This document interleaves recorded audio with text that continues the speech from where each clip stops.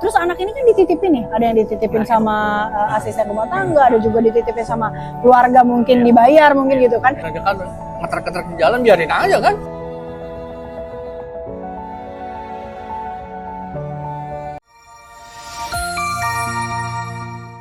Yang kemarin banyak request, katanya suruh Pak Tauhid, pokoknya 1.700 request nih Pak.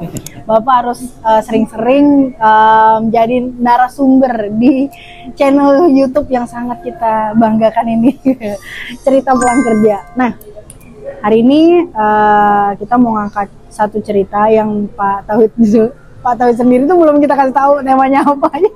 Sebenarnya temanya ini nggak terlalu mungkin skupnya nggak terlalu terbatas soal itu doang, tapi saya ngambil tema parenting karena sebagai orang tua, Bapak udah termasuk kategori orang tua yang sukses membesarkan anak-anaknya sampai dengan selesai kuliah, sampai berumah tangga lagi ya kan. Sekarang udah cucunya berapa Pak? 1. Oh, cucunya baru 1 gitu. Nah, apa sih kira-kira menurut Bapak dengan zaman yang sekarang full teknologi ya, ibaratnya orang bilang itu dalam satu genggaman gadget gitu kan. Nah, begitu banyak metode-metode cara pengajaran orang tua, terus cara mendidik orang tua ke anaknya. Kira-kira apa sih Pak yang menurut Bapak sebagai acuan orang-orang di luar sana lah, mungkin dari sisi anak ataupun orang tua gitu. Kalau dari sisi anggaplah tadi ngomongin teknologi, iya betul, ngomongin gadget. Kalau 3 anak ini, ya, baik yang pertama maupun yang kedua ketiga, itu full teknologi semua.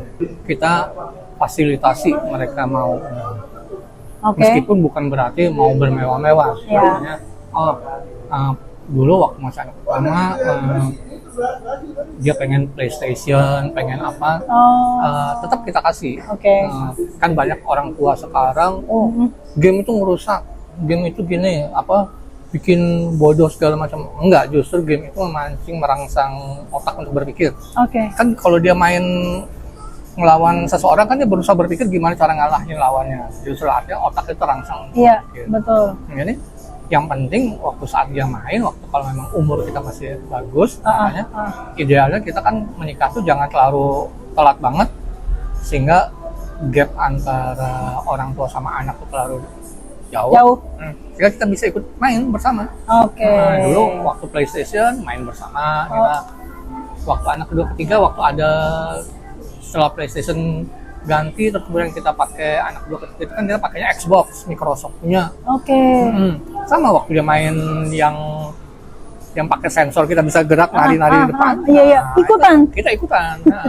Supaya dia merasa orang tuanya ikut nemenin. Meskipun ada ruang-ruang privasi, misalnya masing-masing udah kita bekalin komputer, mereka udah punya misalnya mainan sendiri, mau dengerin lagu kayak mau punya aktivitas masing-masing, itu berbeda-beda kan masing-masing. Orang karakternya nggak boleh kita samakan justru. Betul. Karena kan dia akan tumbuh berkembang sesuai dengan karakter dia yang udah diciptakan Tuhan. Dari awal kita udah komputer ada, jadi mereka udah pada dari kecil udah melek semua. Gitu. Sorry Pak, kalau ngomong komputer, gawai ataupun ponsel sekalipun, itu dari usia berapa Bapak sudah kasih ke mereka? Karena bapaknya tiap hari main komputer kan, pagi siang malam begadang gitu, jadi mereka udah ngelihat gitu, jadi sebegitu dia mau pegang ya udah, artinya saat itulah dia udah mulai silakan pakai. Awalnya kan pakai bareng, kita kasih pada komputer itu kalau nggak salah SMP SMA lah. Komputer ya Pak ya? Kan awal-awalnya kan dulu HP belum ada, jarang. HP masih barang mahal, jadi mainannya komputer. Jadi biasa desktop PC bisa dipakai bareng awalnya, terus kita beliin. Berarti jarak usia yang pertama dengan kedua terpaut berapa tahun itu? Kalau yang pertama itu dengan kedua 88 sama 2006. Lumayan jauh. Sama 2000. Iya, lumayan jauh. Jauh. Nah, yang kedua sama ketiga itu 6 tahun. 6 tahun. Iya, jauh-jauh sih sebenarnya. Iya, jauh-jauh. Artinya maksudnya kalaupun misalnya mereka mau main bareng itu lumayan nggak nyambung gitu loh Pak maksudnya. Kalau yang 2 dengan ketiga masih bisa nyambung, tapi yang pertama mungkin udah lain lah dunianya. Oh, siap. Itu berarti dari usia SMA baru baru dibebasin pakai komputer. Juga SMP udah. Oh, udah. Oke. Awal yang terakhir justru kan SD aja udah pakai. Yang terakhir ya, yang bungsu ya? Yang bungsu udah yang dari paling SD. kecil. Justru dari komputer itulah kalau yang mereka fasih berbahasa Inggris.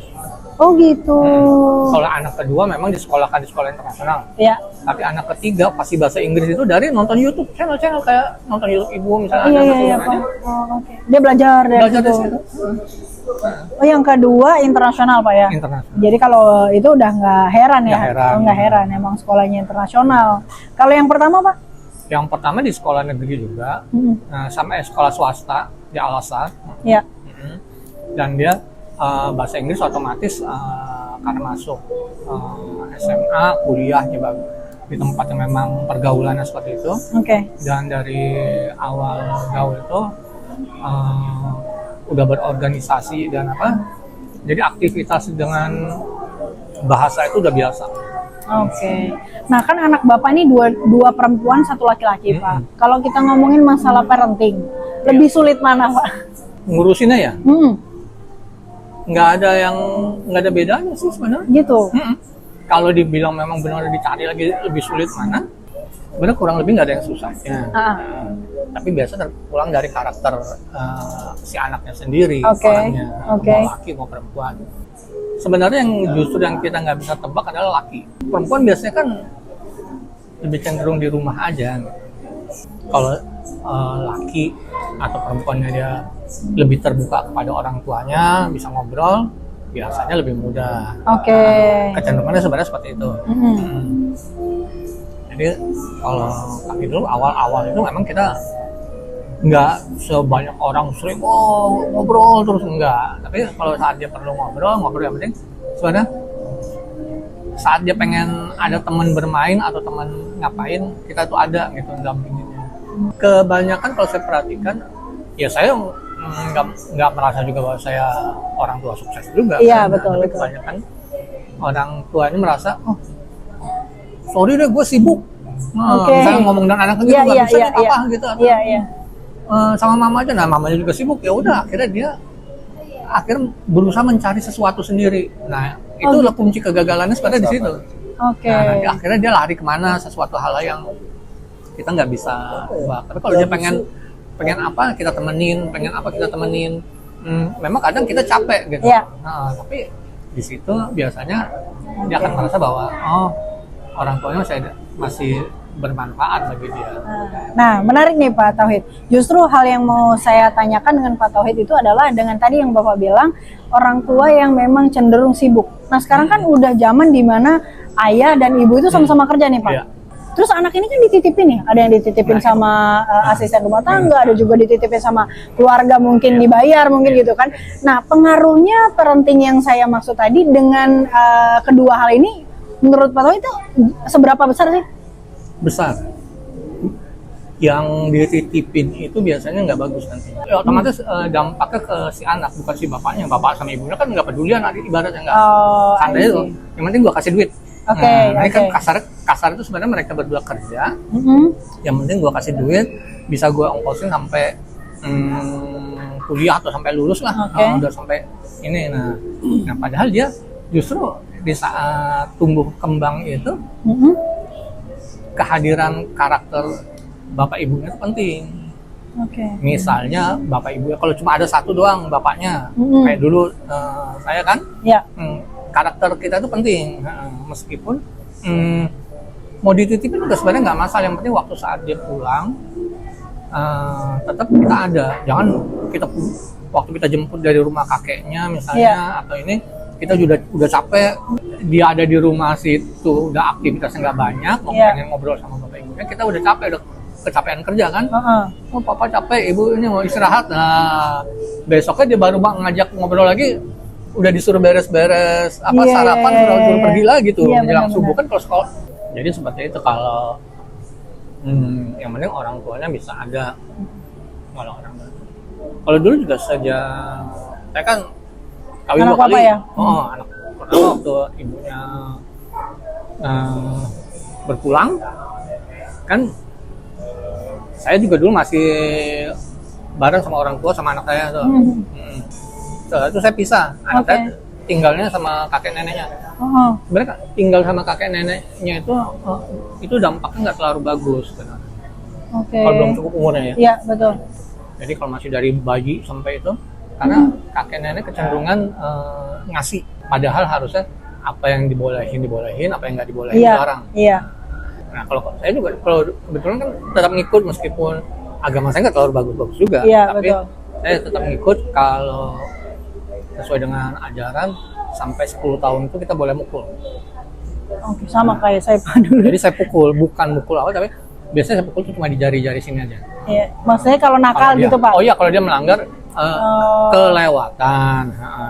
Kalau enggak ya enggak.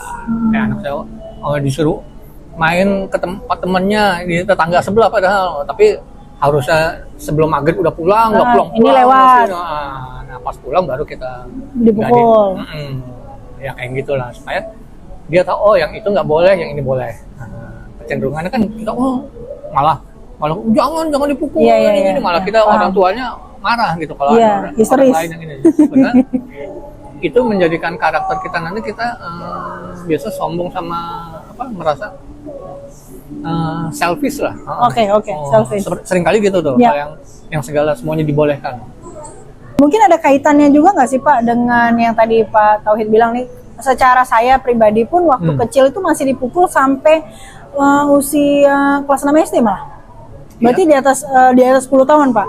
Nah, kalau sekarang mungkin banyak orang yang mengatakan bahwa ada beberapa generasi nih Pak ya, dari mulai milenial, Gen Z, terus sekarang ada yang namanya Alpha lagi nih, Gen Alpha gitu. Nah, mereka ini cenderung, terutama Gen Z nih Pak ya, cenderung mereka ini lemah secara mental. Menurut Bapak ada nggak sih pengaruh karena di usia mereka atau di angkatan mereka ini, mereka nggak ada yang namanya kena pukul Pak? Iya, itu benar aja, nggak kena pukul boleh, oke aja sebenarnya. Iya, iya. Yang penting orang tuanya itu hadir di situ. Jangan tiba-tiba, kan seringkali orang tuanya nggak hadir. Iya. Kalau pas dia salah, kita langsung disalahin. Padahal kita masih anak kecil nggak ngerti apa-apa. Iya. Tapi kalau kita sering hadir, ada, sehingga bapak ibu, gue hadir ada nih, gue pasti nih gue bikin sesuatu yang nggak disukain. Kalau tiba-tiba ini kan artinya nggak ada ujung-ujung apa, nggak ujung-ujung tiba-tiba marah gara-gara mungkin dikasih taunya, mungkin dia punya pembantu bilang si ini nggak mau pulang-pulang. Nah, begitu dia pulang dari kantor udah langsung main pukul aja kan jadi nggak lucu juga. Oh iya. Karena dia kan udah nggak pernah hadir, tapi iya benar-benar. maunya kayak jadi raja. Maka biasanya kecenderungannya waktu dia gede balas dendam gitu juga. Oh gitu, iya. Yang udah. Saya nggak ngerasa sih kayak gitu, mungkin ada di sebagian anak-anak lainnya gitu ya, ada kecenderungan pengen balas gitu kan? Enggak, tapi mungkin berarti ini orang tuanya kan tetap ada hadir. Orang tua saya ada Pak. Nah iya, betul. artinya kan kalau nemenin, dia sebenarnya ada setiap saat, bukan hanya tiba-tiba pulang kerja gara-gara dikasih tahu malah dia marah gini-gini kan. Betul. Artinya dia kan nggak tahu pokok permasalahan tiba-tiba marah aja gitu. Iya betul. Nah, kalau dia ada dan hadir kemudian dia marah, pasti ada sesuatu yang dia tahu juga untuk mendidik bahwa itu nggak boleh loh, ini boleh. Iya. Ya kadang cenderung banyak anak-anak juga yang di ngomong lingkungan sekarang ya Pak. Gen Z kan ini udah beramburan nih, udah masuk di dunia pekerjaan. Iya. Mereka ini menunjukkan mentalnya tuh kayak baru dimarahin atasan terus langsung rapuh, langsung resign, langsung merasa kayak dunianya hancur gitu-gitu kan. Kayaknya ada pengaruh dari cara parenting nggak sih Pak? Ada. Menurut Bapak? Nah, pertama bisa jadi yang tadi di rumah karena anak zaman sekarang nggak pernah dimarahin. I see. Karena nggak pernah dimarahin tapi dibiarin gitu aja. Harusnya memang nggak pernah dimarahin, tapi dari waktu dari kecil kan kuncinya biasanya dari saat dia lahir. Iya.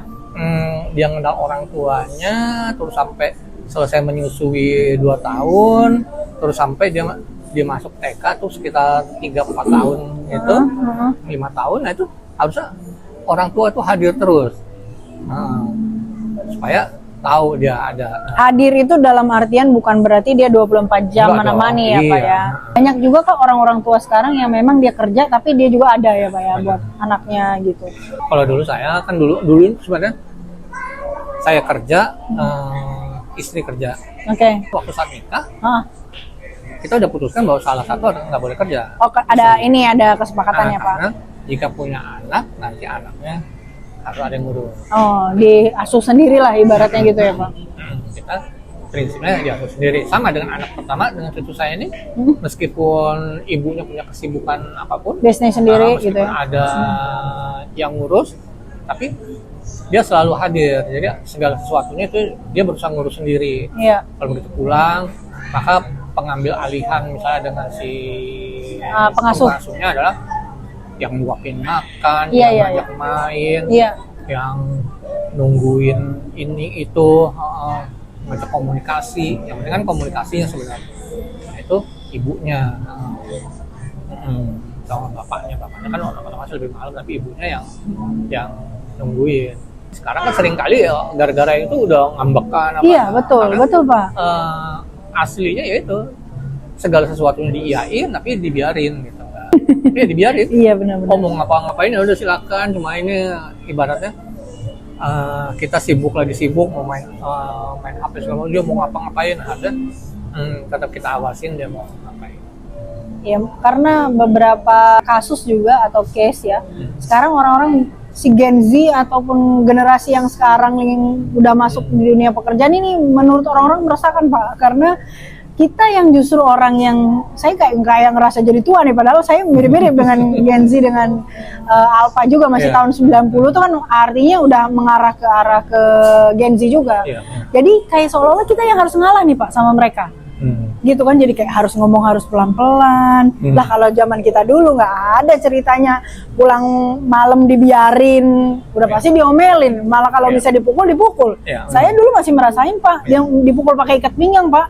Kalau zaman sekarang KDRT katanya, atau penyiksaan anak ibarat gitu kan.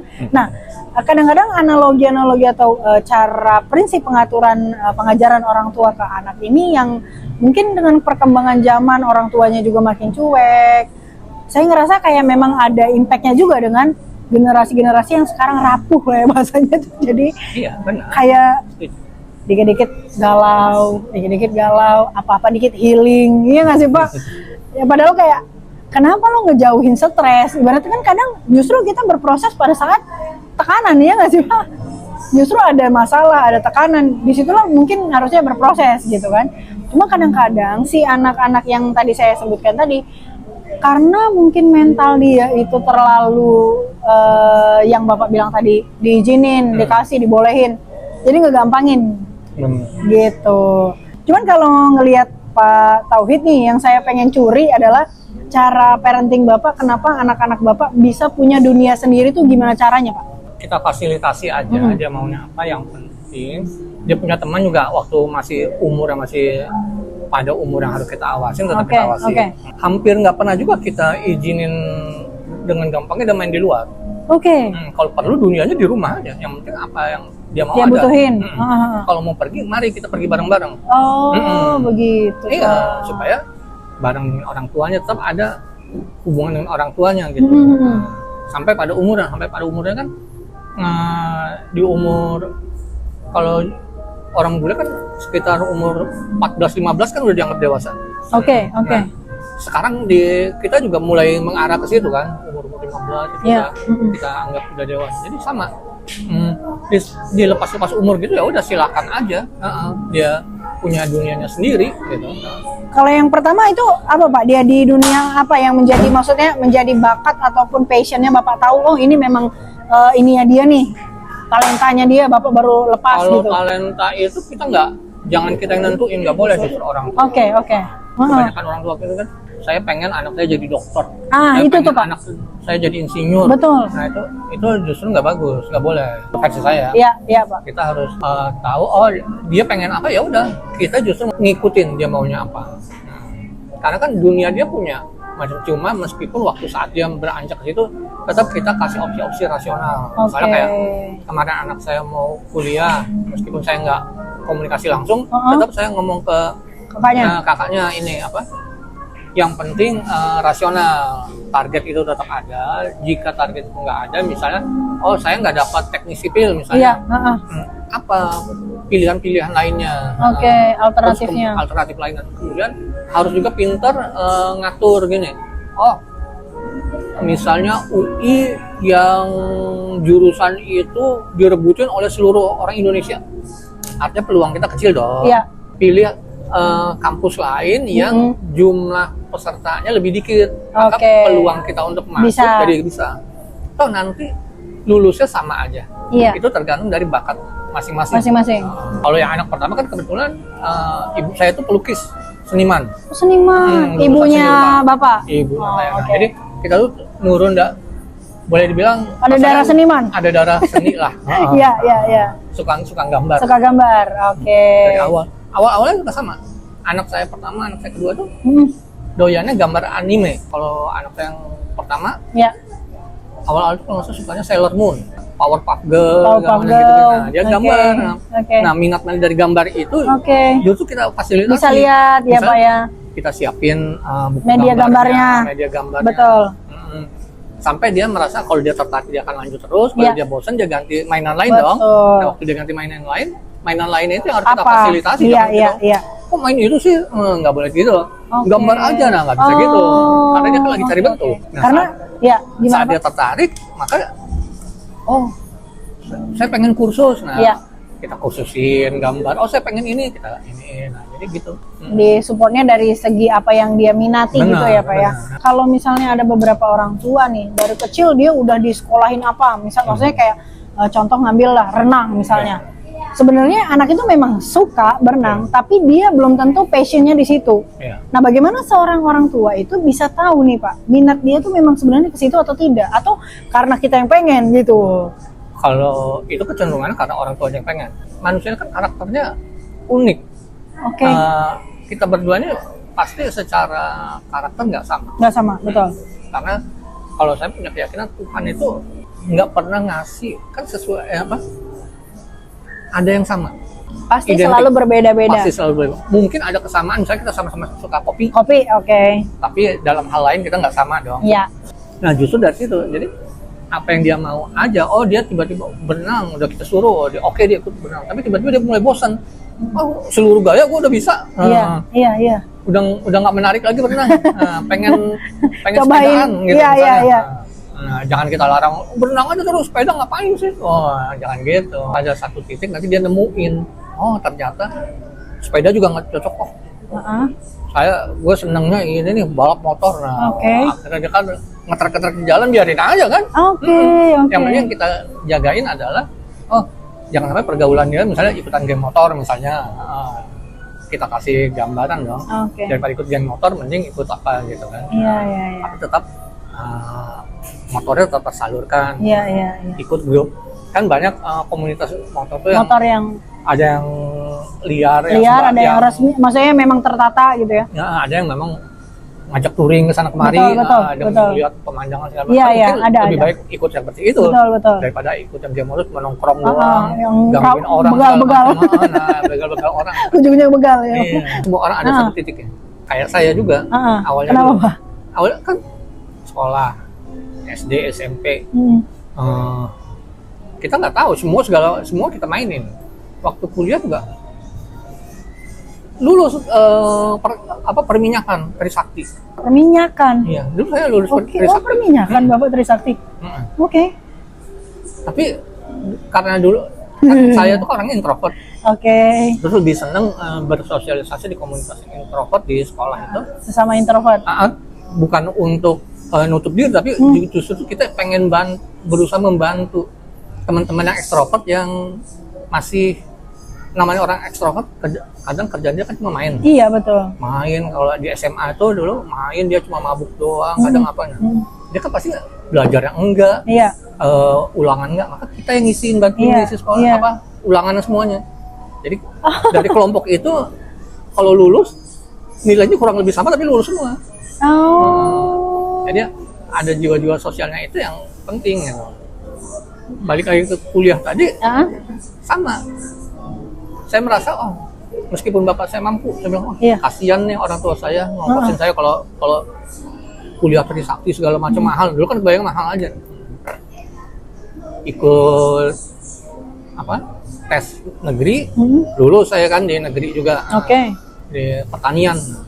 Terus kemudian pertanian kok sekarang kerjanya di komputer. Geluti di IT. Karena begitu lulus pertanian, dia tahun pertama itu saya punya ketertarikan di dunia komputer gara-gara kakak saya yang teknik mesin kerjaannya udah main komputer di. Otak-atik komputer. Nah, akhirnya mulai dari situ lah saya. Oh, I see. Tarikannya.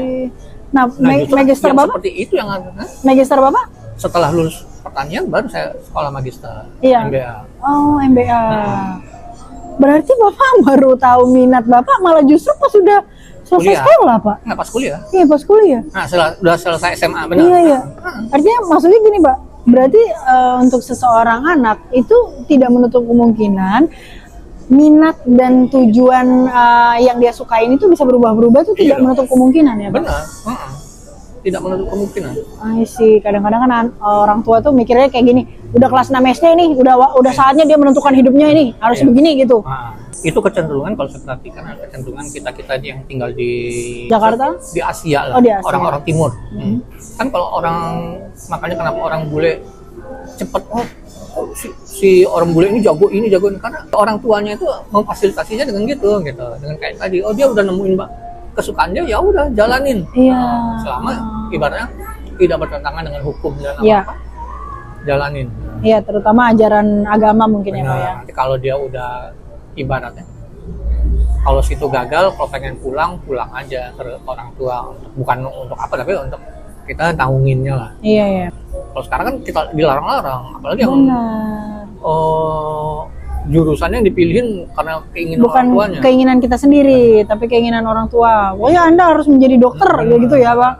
Jadi banyak orang anak-anak juga yang salah langkah Yang mungkin stres akhirnya ngambilnya. gitu. Menarik banget nih Pak Tauhid untuk ceritanya, ternyata saya juga baru tahu ketemu minat Bapak yang sampai saat ini Iya, kerja baru kuliah. baru kuliah ya. Iya, baru kuliah. Pantesan Bapak nggak nyambung ya pertanian ke IT atau komputer Iya. gitu ya Pak. Sungguh-sungguh sangat wise sekali. Tapi anak-anak nyambung untungnya ya. Maksudnya dengan kuliah dengan apa yang dia lakuin? Sejauh ini ya, cuma kan yang pertama nyambung. Nyambung. benar-benar. Oke. Karena dia dari desain memang, kemudian dari kuliah dia udah kerja. Nah, satu lagi catatan kunci. Apa pengen tuh? sukses. Pengen bagus ya. Pengen harusnya. bagus lah, pengen bagus. Nah, pengen sukses. Waktu kita kuliah kita usahakan kita udah kerja. Kalau kayak anak saya nggak bisa nyontohin orang ya. Iya, iya. Anak saya tuh seni rupa, Seni rupa, oke. desain. Kan. Nah, waktu dari kuliah semester 2 pas semester 3 tuh dia udah mulai kerja. Ikut bantuan. Oh, Awalnya itu ya gini, kan kayak toko-toko ini kan perlu didesain kan? betul betul. Yang tadi, Iya, iya. nah mereka tuh desain-desain ini menata bagaimana, misalnya kalau dia toko baju harus ditaruh di mana, ini taruh di mana, tata letaknya kayak kan ada kalau kita lihat sepatu Di mall, yang ini di di mall. depan nih, kayak tadi kita Iya, lihat iya, iya, iya. sepatu di sini, Iya. baju ada di mana. Nah, Iya. mereka yang nentuin. Oh, Jadi oke. melatih mereka untuk berpikir, orang itu kalau masuk apa sih yang pengen dilihat duluan, nah kayak gitu tuh. Nah itu jadi udah dari awal Itu ada sudut pandang seniman ada, juga itu Pak ya? memang. Nah, Wow. Oke. jadi dari situ, nah sehingga waktu dia lulus kuliah dia udah tahu punya relasinya di bidang itu. Nah, Nyambung. nyambung sama kita harusnya. Kalau anak kedua hukum, awalnya pengen seni rupa juga seperti kakaknya. Nah, udah kita mau kursusin segala macam, tapi tiba-tiba nggak kepengen, nggak tahu entah Iya. kenapa. Ya udah hukum maunya. Mungkin berubah minat kali. Iya, ya udah. Berubah minat mungkin karena dia lihat dia pengen masuk ke departemen luar negeri. Departemen luar negeri. Waduh, ada aja. Kan departemen luar negeri kan ada hubungan internasional tuh. Oh, jalurnya ngambil dari hukum. Iya, benar. Oke. Sampai sekarang belum kerja memang. Kan baru berapa tahun. Kita juga seperti hal gitu, sebagai orang tua nggak boleh, kok belum kerja sih, nah gitu, jangan. Oh iya. Rezeki manusia kan bukan kita. Nggak bisa ngatur. Benar. Ada yang nggak perlu ngapa-ngapain, Tapi tiba-tiba dapat ada kerja. rezeki. Ya Dapat kan? kerja, Gampang. benar. Tapi ada juga yang Sudah berjuang, udah setiap hari iya, susah, belum dapat. belum dapat. Itu hanya masalah rezeki yang dikasih Iya. sama atas ke kita. Benar. Kapan waktunya? Masalah Karena yang di waktu. atas kan udah pasti. tahu kapan sih yang terbaiknya memberikan ke kita sebagai Iya benar Pak. ini, hambanya. Nah, terus yang ketiga? Kalau yang ketiga sekarang baru masuk, udah semester 1, tapi dengan alhamdulillah gitu, yang tadi kita omongin, oh dulu dia pengen sekolah musik, Oke, kita sekolahin. minatnya. Kan yang ketiga kan gitu, Iya. waktu sambil SMA sekolah musik juga, memang ribet. Dia berubah-berubah nggak Pak? Enggak, artinya bukan berubah, memang berubah. Masuknya tuh di MIPA, matematika dan ilmu pengetahuan alam kan. Tapi benefit daripada sekolah musiknya, benefit dia jadi ngeband, begitu masuk udah diajakin senior-seniornya untuk jadi masuk dalam anggota bandnya. Anak gitu. band, jadi anak band. Tapi artinya kan gaul dia, jadi dia udah punya channel Iya, sendiri. iya, jadinya. iya, Nah, iya, benar-benar. Itulah yang saya maksud supaya kita bisa ngerintis Iya. peluang-peluang itu. Gitu. Jadi jangan kita, ngapain sih musik? Iya, iya. Fokusin belajar aja deh. Nah, jangan Rambutnya gitu juga. gondrong gitu-gitu ya Pak. Bener, rambutnya gondrong itu biarin aja. Iya, iya, iya, iya. Karena bapaknya juga waktu awal-awal kuliah kan rambutnya gondrong juga. Rambut gondrong, kita pakai anting gitu kan. Serius Pak, Bapak tindikan? Iya, pakai anting ini di sini satu. Gak nyangka ya Pak, Tauhid antingan guys. Terus ngikut gaya metal zaman dulu, baju hitam, celana hitam, Wih, baju kaos. ada rantai-rantai nggak? Oh, nggak pakai rantai. Yang zaman dulu nggak pakai rantai soalnya. Oh iya? Bukannya zaman dulu yang kayak The Beatles itu Pak? Itu Yang ada rantainya oh iya, tapi di kan pinggang gitu. Kalau Ya nggak sih? dulu kan modalnya mahal. Jadi kita yang penting modal punya motor, teman-teman Iya, itu. iya. Udah kita yang punya Motor ini. gonceng-goncengan. Motor apa ya kalau zaman dulu tuh? Ada RX-King, ada RX-King ya, apa Pak? gitu. CB bener. Oh CB ya dulu ya. Pokoknya modal itu aja, ada beberapa motor kita udah. Jadi kalau kita kan kalau geng zaman sekarang kan kalau kumpul kan berantem. Kalau Iya. kita enggak. Oh enggak dulu. Untuk eksis aja kayak zamannya dulu Melawai kan sebenarnya eksis aja.